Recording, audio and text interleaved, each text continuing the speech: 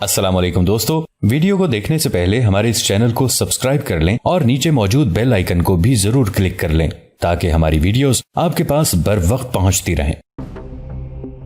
بڑی بڑی کشتیاں اس طرف کا سامان ڈھو ڈھو کر اس طرف منتقل کر رہی تھیں۔ پورے ماحول میں اجلت اور سنسنی کا اثر موجود تھا۔ دروازے کے اندر، دروازے کے دائیں بائیں، دروازے کے سامنے گولڈن ہارن میں موجود ہر کشتی اور جہاز پر اور اسی ساحل پر جہاں قاسم کھڑا تھا، ہر طرف قیصر کے باوردی سپاہی بہت زیادہ تعداد میں دکھائی دے رہے تھے۔ قاسم ایک عام شہری کی حیثیت سے یہاں آیا تھا اور عام شہری اس پورے ماحول میں اکا دکا ہی دکھائی دے رہے تھے۔ قاسم بندرگاہ کے ساتھ لگے ان جہازوں کو دیکھنے لگا جو اس ساحل اور سامنے کے ساحل پر دونوں طرف ڈھیروں سامان اتار رہے تھے۔ اس سامان میں زیادہ تر غلہ، اجناس، ملبوسات اور ادویات شامل تھی۔ دونوں طرف کی گودیاں لکڑی کے بڑے بڑے تختے سمندر میں آگے کی طرف بڑھا کر بنائی گئی تھیں۔ یہ تختے بے حد موٹے اور مضبوط تھے، جن کے ساتھ گولڈن ہارن میں چلنے والے جہاز اور کشتیاں آ کر لگتے اور یوں سمندر کا سامان خشکی پر اتار لیا جاتا۔ قاسم کو اس بندرگاہ پر مختلف ملکوں کے لوگ نظر آئے جو غالباً قسطنطنیہ کے لیے اپنے اپنے ملکوں کی امداد لا رہے تھے۔ سامنے کا ساحل بھی شہر اور فصیل کے دروازے کے سامنے کئی گز تک پھیلا ہوا تھا اور اس طرح پانی اور فصیل کے درمیان ایک چوڑی سی پٹی شہر کی سمندری اطراف میں گھوم رہی تھی۔ لیکن یہ پٹی اتنی چوڑی بھی نہیں تھی کہ یہاں کسی لشکر کو اتارا جاتا۔ فصیل پر موجود محافظوں کی زد میں تھی۔ قاسم سوچنے لگا کہ وہ کس طرح شہر میں داخل ہو۔ اس کی نظریں گولڈن ہارن میں گشت کرتی سپاہیوں کی کشتیوں پر تھیں۔ اسے ایک چھوٹی کشتی دکھائی دی جسے ایک اکیلا نوجوان سپاہی چلاتا ہوا اس طرف آ رہا تھا۔ قاسم اس سپاہی کو غور سے دیکھنے لگا۔ یہ بھی کوئی یونانی نوجوان تھا، لیکن اس کے خد و خال اور قد و قامت اس کے بہادر اور جنگجو ہونے کا پتہ دیتے تھے۔ سپاہی اپنی کشتی کھیتا ہوا اس طرف کے ساحل سے آ لگا۔ اس نے کشتی کا رسہ گودی کے چوبی تختوں پر لگے لوہے کے کنڈے کے ساتھ باندھ دیا اور اچھل کر ساحل پر اتر آیا۔ قاسم کے ذہن میں مان ایک عجیب و غریب ترکیب آئی اور وہ تیز قدم اٹھاتا ہوا اس نوجوان کی طرف بڑھ گیا۔ قاسم کے ہاتھ میں گھوڑے کی لگام تھی، بدن پر عام شہریوں جیسا لباس تھا۔ چند قدم مزید اٹھانے کے بعد قاسم اس کے سامنے ہو گیا اور اس کا راستہ روک کر ایک دم اسے چونکا دیا اور کہا، معلوم ہوتا ہے آپ بازنطینی سلطنت کے سپاہی ہیں۔ میں آپ کو تکلیف دینے کے لیے معذرت خواہ ہوں، لیکن میں بے بس ہوں، اس لیے آپ کو تکلیف دی۔ دراصل میں قسطنطنیہ شہر میں داخل ہونا چاہتا ہوں، لیکن یہاں کوئی مجھے اس طرف لے جانے کے لیے تیار نہیں ہے۔ اگر آپ میری کچھ مدد فرما دیں تو نوازش ہوگی۔ باوردی سپاہی قاسم کو گھور گھور کر دیکھ رہا تھا۔ اس نے کہا، آپ کے لہجے سے معلوم ہوتا ہے کہ آپ قسطنطنیہ کے شہری نہیں ہیں۔ آپ کہاں سے آئے ہیں اور قسطنطنیہ میں کیوں داخل ہونا چاہتے ہیں؟ سپاہی کا انداز تخاطب مہذب تھا۔ قاسم نے سوچا کہ یا تو وہ کسی بڑے خاندان کا چشم و چراغ ہے یا اس کے ہاتھ میں قیمتی گھوڑے کی لگام دیکھ کر اسے کوئی امیر اور مہذب شخص سمجھتا ہے۔ قاسم نے مسکراتے ہوئے جواب دیا، جی ہاں، میں بوسنیا سے آیا ہوں۔ میں قسطنطنیہ میں ایک شخص کے سوا کسی اور کو نہیں جانتا اور مجھے نہیں معلوم کہ وہ شخص مجھے کہاں ملے۔ میں نے سنا ہے کہ قسطنطنیہ پر مسلمانوں کا حملہ ہونے والا ہے اور میں قسطنطنیہ کی فوج میں ایک رضاکار کی حیثیت سے شامل ہونے کے لیے آیا ہوں۔ قاسم نے کوئی نئی بات نہ کی تھی۔ پوری عیسائی دنیا کے بہترین رضاکار اپنے مرکز ملت قسطنطنیہ کو بچانے کے لیے قیصر کی فوج میں شامل ہونے کے لیے آ رہے تھے۔ بعض رضاکار اپنے اپنے طور پر اور بعض اپنی حکومتوں کے جھنڈے تلے جتھوں اور دستوں کی شکل میں شریک ہو رہے تھے۔ بوسنیا سے ابھی تک کوئی دستہ شامل نہیں ہوا تھا۔ قاسم کا جذبہ دیکھ کر قسطنطنیہ کے سپاہی کی آنکھوں میں تحسین کے جذبات امڑ آئے۔ کچھ اثر قاسم کی بات کرنے کے انداز کا بھی تھا۔ قاسم نے انتہائی سادہ اور سیدھے لہجے میں اپنا مدعا بیان کر دیا تھا۔ یہی وجہ تھی کہ یونانی سپاہی جو یقیناً اپنی فوج میں کوئی افسر رہا ہوگا نے قاسم کو شک کی نگاہ سے دیکھنے کا خیال ترک کر دیا اور کسی قدر نرم لہجے میں پوچھا، وہ کون سا شخص ہے قسطنطنیہ میں جسے آپ جانتے ہیں؟ ڈیمونان نام ہے اس کا۔ وہ 8 سال پہلے ایک مرتبہ بوسنیا آیا تھا تو اس سے شناسائی ہوئی تھی۔ قاسم نے جواب دیا اور یونانی سپاہی حیرت سے اچھل کھڑا ہوا۔ ڈیمونان؟ ارے یہ تو آیا صوفیہ کے بطریق ہیں، قسطنطنیہ کے دی ہولی آرتھوڈاکس چرچ آیا صوفیہ کے بطریق، سپاہی نے استجاب سے بھرپور لہجے میں کہا اور پھر قاسم کا ہاتھ پکڑ کر کسی قدر احترام کے ساتھ کہنے لگا، آپ تو بہت بڑے آدمی کے مہمان ہیں، آئیے میرے ساتھ، مجھے یہاں تھوڑی دیر کا کام ہے، یہاں سے فارغ ہو کر میں واپس جاؤں گا تو آپ کو اپنی کشتی میں ساتھ لے کر جاؤں گا۔ قاسم کو اور کیا چاہیے تھا؟ یہی کہ وہ کسی محفوظ طریقے سے قسطنطنیہ میں داخل ہو جائے۔ اس کی ترکیب کارگر رہی، لیکن اس نے کہا، تو پھر یہ گھوڑا جو میں اپنے ساتھ عیسائی فوج کے لیے لایا ہوں، اس کا کیا ہوگا؟ یونانی سپاہی نے تحسین آمیز نظروں سے گھوڑے کی جانب دیکھا اور کہنے لگا، یہ گھوڑا ہم بندرگاہ کے استبل میں باندھ دیتے ہیں، مال بردار جہاز کے ذریعے دوسرے ساحل پر چلا جائے گا، کل تک ہم اسے وصول کر لیں گے۔ قاسم یونانی سپاہی کے ساتھ اس کا کام نمٹنے کے بعد اس کی کشتی میں سوار ہو کر شہر کی جانب چل دیا۔ راستے میں قاسم نے سپاہی سے سوال کیا، अगर आप बुरा न माने तो मैं आपका नाम पूछना चाहूंगा। कम से कम अपने मोहसिन का नाम तो मालूम होना चाहिए। अरे आपका नाम पूछना भी मैं भूल गया। हाँ, मेरा नाम क्लाडियस है। अब आप अपना नाम भी बता दीजिए। कासिम को इसी सवाल की तवक्को थी। उसने क्लाडियस को अपना फर्जी नाम बताया। मोर्गन नाम है मेरा। दूर पार से बोस्निया के शाही खानदान का रिश्तेदार हूँ। वो शाही खानदान जिसे मुसलमानों के सुल्तान ने तबाह बर्बाद कर दिया था। कासिम ने नाम के अलावा अपना बाकी तारुफ हकीकी करवा दिया। वो बोस्निया की शहजादी हुमेरा का खामिन था और इस लिहाज से वो शाही खानदान का दूर पार का रिश्तेदार तो था ही। कासिम का तारुफ सुनकर सिपाही मरूब हो गया और उसने बात आगे बढ़ाने के लिए रस्मी तौर पर कहा, हमारे साथ एक बहुत पुराना सिपाही है जो बोस्निया का रहने वाला है। वो पहले हंगरी की फौज में था, फिर उसने मजहब तब्दील कर लिया और रूमी कलीसा को छोड़कर हमारे कलीसा के साथ शामिल हो गया। हंगरी की फौज में वो मशहूर सालार ओनियाडे के परचम तले भी लड़ चुका है। मैं आपको इसलिए बता रहा हूँ कि आप भी बोस्निया के रहने वाले हैं और हमारा साथी रोमेल भी बोस्निया का रहने वाला है। आपका अपने एक हमवतन सिपाही को देखकर दिल बहल जाएगा। कासिम को रोमेल नामी किसी बोस्नियाई सिपाही के साथ कोई दिलचस्पी न थी। वो तो किसी और ही मकसद से कुस्तुनतुनिया जा रहा था। लेकिन उसने क्लाडियस की बात का भरम रखने के लिए कहा, हाँ, ये तो बहुत अच्छा हुआ। अपने एक हमवतन को देखकर मुझे बहुत खुशी होगी। उसे हम कहाँ मिलेंगे? कासिम ने इस डर से कि उसे क्लाडियस सचमुच में मिलवा न दे, रोमेल की बाबत पूछा और क्लाडियस का जवाब सुनकर उसका दिल धक से रह गया, क्योंकि क्लाडियस कह रहा था, रोमेल हमें यहीं मिल जाएगा, शहर के दरवाजे पर। आजकल तमाम तजुर्बाकार सिपाही हमला झेलने की तैयारियों में हैं। ये आप देख रहे हैं ना, ये हर तरफ आपको नजर आ रहे हैं। कासिम सोचने लगा, ये एक और मुसीबत गले आ पड़ी है। वो किसी रोमेल से नहीं मिलना चाहता था और फिर उसने खुद को बोस्नियाई जाहिर करके और भी मसला खड़ा कर दिया था, क्योंकि रोमेल सचमुच बोस्नियाई था और ऐन मुमकिन था कि वो उल्टे सीधे सवालात करके कासिम का पोल खोल देता।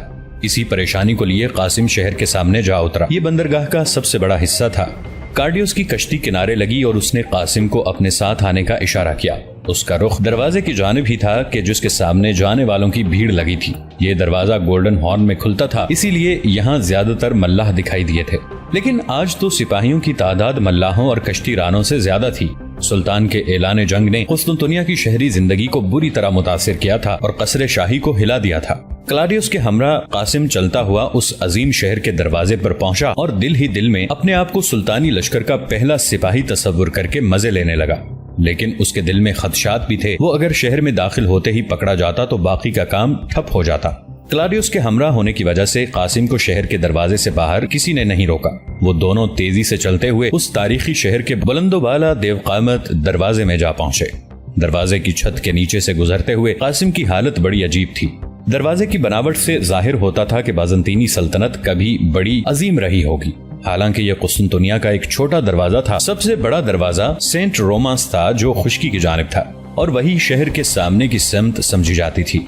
दरवाजे के नीचे से गुजरते हुए कासिम को ऐसे लगा जैसे वो किसी बुलंदोबाला और बहुत वसीओ अरीज कमरे में से गुजर रहा हो। कदमों की आवाज से पैदा होने वाली गूंज उस कदीम इमारत के देवमालाई तस्वुर को कासिम के जहन में मजीद उजागर कर रही थी। दरवाजे के अंदर दाएं बाएं फौजी अफसरों और महसूल चुंगी के दफातर थे। क्लाडियस बेधड़क तीसरे कमरे में दाखिल हो गया। कासिम की नब्जें तेज होने लगीं। वो दिल ही दिल में हुमेरा से सुनी बोस्निया की मालूमात दोहराने लगा।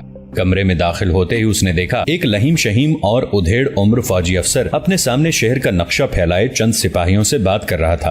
क्लाडियस ने अफसर को पुरजोश अंदाज में सलाम किया और फौरी तौर पर कासिम का तारुफ करवा दिया। ये है मोर्गन, बोस्निया के साबिक शाही खान का फर्द, कुस्तुनतुनिया की फौज में शामिल होने आया है। कासिम ने अंदाजा कर लिया कि ये पुख्ता उम्र फौजी अफसर रोमेल ही था। कासिम ने भी आगे बढ़कर मुअद्दबाना अंदाज में सलाम किया। रोमेल कासिम को देखकर अपनी नशिस्त से उठ खड़ा हुआ और उसने पुरतपाक अंदाज में आगे बढ़कर अपने हमवतन को गले से लगा लिया। कासिम के लिए ये मुश्किल सूरत हाल थी। उसने खुद को बोस्नियाई कह तो दिया था, लेकिन अब उसे कोशिश करना थी कि रोमेल को उस पर कोई शक न पड़े। रोमेल ने कासिम को अपने करीब बिठाते हुए कहा, आपकी मेहमान नवाजी मेरे लिए किसी सादत से कम नहीं होगी। मैं तो अपने बोस्निया के शाही खानदान का दिल से मोतक़िद हूँ। क्लाडियस ने अच्छा किया जो आपको मेरे पास ले आया। अब बोलने की बारी कासिम की थी। उसने किसी कदर संभलते हुए कहा, जी ये तो आपकी मेहरबानी है, वरना अब शाही खानदान कहाँ बाकी रह गया है। हमारे शाही खानदान को सुल्तान मुराद खान सानी की शमशीर आबदार ने पारा पारा कर दिया है। देखिए, आप सुल्तान मुराद खान सानी को कुछ मत कहिए। मैं मुसलमानों के सुल्तान का मद्दा हूँ। आपको हैरत होगी ये सुनकर के मेरे 7 साला बेटे का नाम सुल्तान मुराद है। रोमेल की बात कासिम के लिए बिजली का झटका साबित हुई। वो रोमेल की बात का उल्टा मतलब समझा। उसका दिल बैठने लगा। اسے یوں لگا جیسے رومیل کی گہری آنکھیں قاسم کو پہچان چکی ہوں اور اسی لیے رومیل قاسم کے سامنے سلطان مراد کا نام بار بار لے رہا ہے تاکہ قاسم کے دل کا چور پکڑ سکے۔ وہ بری طرح سٹپٹا گیا کہ اب رومیل سے کیا کہے اور کیا نہ کہے۔ رومیل قاسم کے چہرے پر ہونے والی تبدیلیوں کا بغور جائزہ لے رہا تھا۔ یہ بات قاسم کی مزید گھبراہٹ کا باعث ہوئی اور عثمانی سلطنت کا یہ تجربہ کار جاسوس زندگی میں پہلی بار اپنے آپ کو چوہے دان میں پھنسا ہوا محسوس کرنے لگا۔ رومیل قاسم کی حیرت بھانپ چکا تھا۔ کچھ دیر خاموش رہنے کے بعد وہ پھر بولا، ارے آپ تو گھبرا گئے میری بات سن کر۔ آپ فکر مت کیجئے، میں مسلمانوں کا جاسوس نہیں ہوں، خداوند یسوع مسیح کا ایک سچا خادم ہوں۔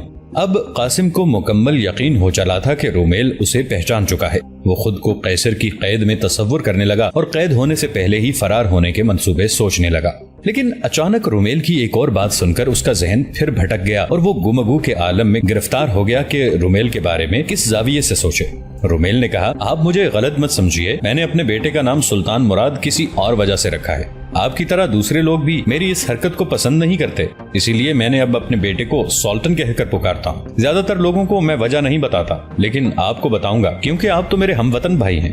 ابھی کچھ دیر بعد میں آپ کو اپنے گھر لے جاؤں گا، وہاں آپ میرے بیوی اور بچے سے مل کر بہت خوش ہوں گے۔ قاسم نے ڈرتے ڈرتے سوال کیا، کیا آپ کی بیوی بھی بوسنیائی ہیں؟ جی ہاں، ہمیں اپنے بوسنیائی ہونے پر فخر ہے۔ اب قاسم کا ڈر کم ہو رہا تھا۔ اسے رومیل کی شخصیت کچھ عجیب ہی لگی تھی۔ کچھ دیر بعد کلاڈیوس نے رومیل سے اجازت لی اور قاسم سے مل کر چلا گیا۔ رومیل نے باقی ماتحتوں کو بھی جانے کی اجازت دے دی۔ کمرے میں تنہائی ہوتے ہی قاسم نے پھر سوال کیا، کیا یہ سچ ہے کہ قسطنطنیہ پر بہت بڑا حملہ ہونے والا ہے؟ میں دراصل یہی سن کر جہاد کی نیت سے ادھر آیا ہوں۔ قاسم نے زومانی انداز میں اپنی اصل نیت بتا دی۔ واقعی وہ جہاد کے لیے ہی تو آیا تھا۔ رومیل قاسم کی بات پر زیر لب مسکراتا ہوا قاسم کو پراسرار سا لگا، لیکن اب سلطان محمد خان کا یہ جاسوس پوری طرح سنبھل چکا تھا۔ رومیل نے جواب دیا، ہاں یہ سچ ہے، آپ دیکھ نہیں رہے شہر میں کس قدر رسد جمع کی جا رہی ہے۔ آپ کا جذبہ قابل ستائش ہے۔ اگر آپ جیسے نوجوان شاہی پرچم تلے جمع ہوتے رہے تو قسطنطنیہ کو کوئی سلطان بھی گزند نہیں پہنچا سکتا۔ نہ جانے کیوں قاسم کے دل سے رومیل کے بارے میں پیدا ہونے والا شک کیوں دور نہیں ہو رہا تھا۔ آج قاسم خود کو مردم شناسی میں طفل مکتب سمجھ رہا تھا۔ وہ ابھی یہی کچھ سوچ رہا تھا کہ رومیل نے اچانک سوال کر دیا، آپ پہلے کبھی کسی جنگ میں شریک ہوئے ہیں؟ آپ نے کبھی مسلمانوں کو میدان جنگ میں لڑتے دیکھا ہے؟ قاسم سے فوری طور پر کوئی جواب نہ بن پڑا اور اس نے کہہ دیا، اس سے پہلے میرا زیادہ تر وقت مغربی یورپ میں گزرا ہے۔ رومیل کو زیادہ حیرت نہ ہوئی، اس نے خاموشی سے سر ہلا دیا اور خود کہنے لگا، لیکن میں نے مسلمانوں کو میدان جنگ میں لڑتے ہوئے دیکھا ہے۔ ان کی ہلالی تلواریں برق آسمانی کی طرح لپکتی ہیں اور میدان جنگ میں ان کے قدم پارے کی طرح تھرکتے ہیں۔ میں نے مسلمانوں کے خلاف کئی جنگوں میں حصہ لیا ہے۔ میں مشہور سپہ سالار ہونیاڈے کی اس فوج میں بھی رہا ہوں جس نے سلطان مراد خان ثانی سے وارنا کے مقام پر شکست کھائی تھی۔ اب قاسم کا دل ایک مرتبہ پھر بیٹھنے لگا۔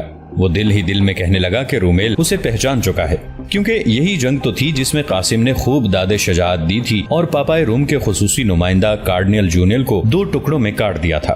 رومیل بھی اسی جنگ کا ذکر کر رہا تھا۔ یقیناً اس نے قاسم کو وہاں دیکھا ہوگا اور اب اس کے لیے وہ داؤ پر داؤ کھیل رہا تھا۔ قاسم یہی باتیں سوچتا رہا یہاں تک کہ رومیل نے اپنا کام نمٹا لیا اور قاسم سے گھر چلنے کے لیے کہا۔ قاسم ابھی تک وسوسوں کی دنیا سے نہیں نکل سکا تھا، لیکن پھر بھی مرتا کیا نہ کرتا کہ مصداق اسے رومیل کے ساتھ جانا تو تھا ہی۔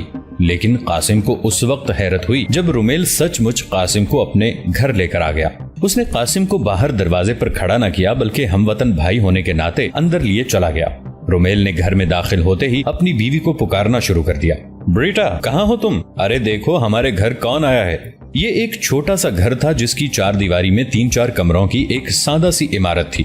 ایک کمرے میں سے 6-7 سال کا ایک بچہ نکل کر باہر کی طرف دوڑا۔ یہ رومیل کا بیٹا تھا جس کا نام رومیل نے سلطان مراد بتا کر قاسم کو حیران کر دیا تھا۔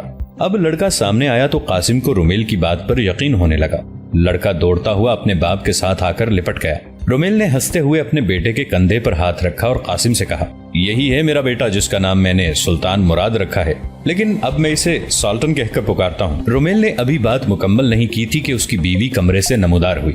یہ ایک حسین و جمیل کم عمر خاتون تھی۔ قاسم نے رومیل کی بیوی کو دیکھا تو اس کے ذہن میں بریٹا کا لفظ گردش کرنے لگا جو ابھی کچھ دیر پہلے رومیل نے اپنی بیوی کے نام کے طور پر پکارا تھا۔ اسے یہ لفظ جانا پہچانا سا محسوس ہوا، لیکن اسے کچھ یاد نہ آیا۔ رومیل کی بیوی نزدیک آئی اور اس نے قاسم کو حیرت کے ساتھ دیکھتے ہوئے جھک کر سلام کیا۔ رومیل نے تعارف کرایا، یہ ہے میری بیوی بریٹا اور یہ ہیں مورگن صاحب، ہمارے مہمان، بوسنیا کے سابق شاہی خاندان سے تعلق رکھتے ہیں۔ قاسم کا تعارف سن کر بریٹا کی مارے خوشی کے ہلکی سی چیخ نکل گئی. وہ بہت خوش ہوئی. کچھ دیر تعارفی اور دعائیہ کلمات ادا کرنے کے بعد رومیل اور بریٹا اپنے نئے مہمان کو لیے اندر چلے گئے. کھانے کے دسترخوان پر بریٹا نے بہت سی چیزیں رکھ دیں. ابنائے باسفورس کی مرغابیوں کے بھنے ہوئے گوشت کے علاوہ بوسنیائی طرز پر بنائے گئے کباب بھی موجود تھے. قاسم کی بھوک بھی چمک اٹھی، لیکن اس نے کھانا شروع کرنے سے پہلے رومیل سے پوچھا، آپ نے ابھی تک نہیں بتایا کہ آپ نے ایک راسخ العقیدہ عیسائی ہو کر بھی اپنے بیٹے کا نام سلطان مراد کیوں رکھا؟ مجھے آپ کی وضاحت کے ساتھ خاصی دلچسپی ہے. قاسم نے مسکراتے ہوئے کہا تو بریٹا اور رومیل بھی ہنس دیے، اور پھر کچھ دیر خاموش رہنے کے بعد رومیل نے بات شروع کر دی. لیکن اس نے ابھی چند جملے ہی کہے تھے کہ قاسم کے ہاتھ سے کھانے کا نوالا گرتے گرتے بچا. رومیل نے کہا، دراصل میرا بچہ جس وقت پیدا ہوا اس وقت سلطان مراد کی فوج بوسنیا کو فتح کر چکی تھی، اور شہر کے لوگ فاتح سپاہیوں کی دست درازیوں کے خوف سے اپنے اپنے گھروں میں چھپے بیٹھے تھے. اس وقت اچانک میرے گھر بچہ پیدا ہونے کی صورتحال بن گئی. میری بیوی بریٹا گھر میں اکیلی تکلیف میں مبتلا تھی اور شہر میں سلطان مراد کی فوج گشت کر رہی تھی. اسی اثنا میں عثمانی فوج کے کچھ سپاہی میرے گھر کے قریب سے گزرے اور انہوں نے بریٹا کی کراہیں سن کر اس کی بروقت مدد کی. اس طرح نہ صرف میری پیاری بیوی کی زندگی بچ گئی بلکہ میرا اکلوتا بچہ بھی صحیح سلامت اور زندہ رہا جو اس وقت تمہارے سامنے ہے. بریٹا کو اس وقت اس سپاہی کا نام تو یاد نہیں تھا، اس لیے اس نے مسلمانوں کے بادشاہ سلطان مراد کے نام پر سولٹن کا نام تجویز کیا. میں اس وقت ہونیاڈے کی فوج میں تھا. رومیل کی کہانی قاسم کے لیے لرزہ انگیز تھی کیونکہ یہ تو اس کی اپنی کہانی تھی.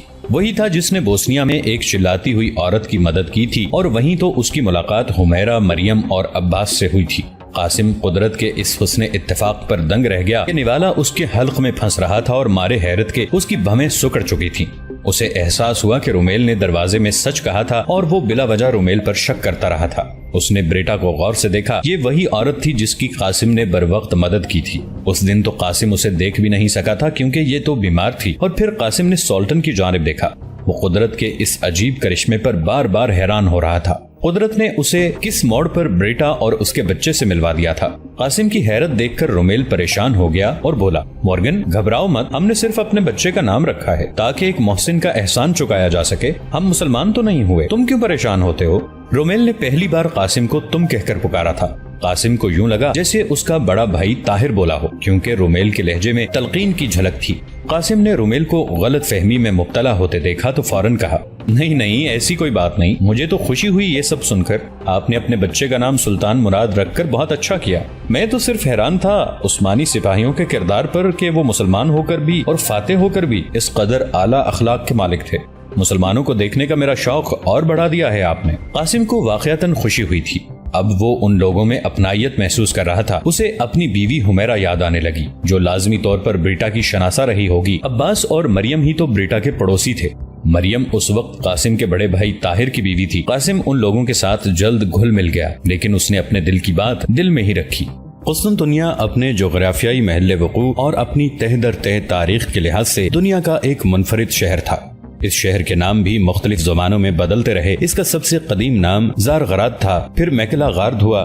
یونانی اور رومی دور کے ابتدا میں اسے بیزنتا کہا گیا. پھر جب تیسری صدی عیسوی میں رومی بادشاہ قسطنطین نے اس شہر کو اپنا پایہ تخت بنایا تو اس کا نام رومی بادشاہ کے نام پر قسطنطنیہ ہو گیا. اس زمانے میں اسے روم جدید بھی کہا گیا. شروع زمانے کے بازنطینی لوگ اسے ہیپولس کہہ کر پکارتے تھے. عربوں نے اپنے دور میں اسے مدینۃ الروم کہہ کر پکارا. فی الحقیقت اسے رومی سلطنت کی ایک بڑی شاخ کہنا چاہیے.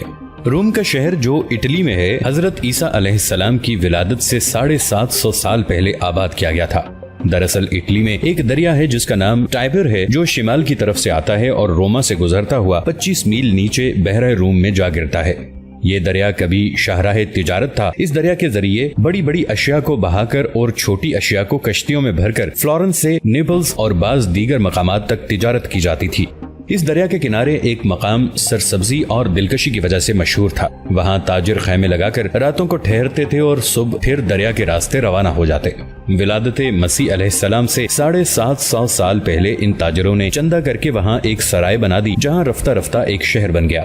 یہی شہر روم کہلایا. اس زمانے میں ہر خاندان کا سردار الگ تھا جو خاندانی جھگڑے چکاتا، شادیاں کراتا، ہر معاملے میں حکم چلاتا اور اپنے قبیلے کی بستیوں کو چھوٹے ڈاکوں، بڑے حملہ آوروں سے بچاتا. 6 صدی قبل مسیح میں ایک ایشیائی قبیلہ وہاں جا نکلا. یہ لوگ تارکنز یعنی تارکین کہلاتے تھے. 509 قبل مسیح میں یہاں تارکین نے ایک بہترین حکومت قائم کی. یہ یورپ کی پہلی جمہوریہ تھی. اس جمہوریہ نے رفتہ رفتہ گرد و نواح کے تمام قبائل کو قابو کر لیا. دوستو آج کے لیے اتنا ہی.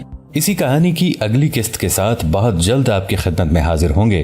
نیچے کامنٹ سیکشن میں اپنی رائے کا اظہار ضرور کیجیے گا.